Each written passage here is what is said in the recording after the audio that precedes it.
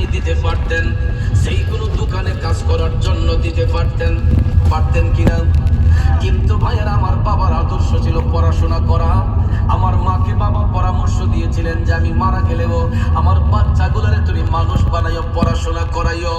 এ বন্ধুরা, আমার বাবাজিরা, সেই স্মৃতি ধারণ করে আমার মা 6টা ভাই বোনকে, আমাদের 6টা ভাই বোনদেরকে মানুষের মতো মানুষ করার জন্য চেষ্টা চালিয়ে বর্তমানে শরীরটা অসুস্থ শরীরটা হলেও আজকে যখন আমি বাড়িতে গেলাম, এখন কিন্তু আমি বাড়ি থেকে আসছি 9টার সময় হবিগঞ্জ আমার স্থানঘাট থেকে রওনা হয়েছি মাহফিলের উদ্দেশ্যে।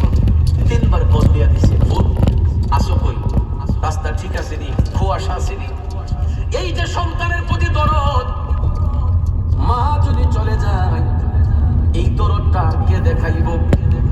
এই জন্য প্রেমিক কয় মা বিনে বান্ধব নাই রে, মা বিনে বান্ধব নাই রে, এই যে সোনার দুনিয়ায়।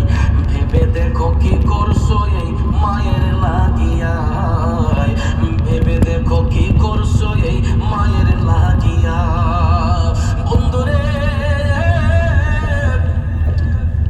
মা কত আপন সন্তানের জন্য।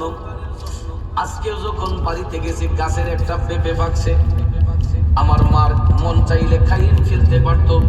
সকালবেলা যখন বলছে আম্মা আমি আজকে বাড়িতে আসবো, যাইয়া দেখি পেঁপেটারে কাটটা সুন্দর করে টেবিলের উপর কইরা রাখছে।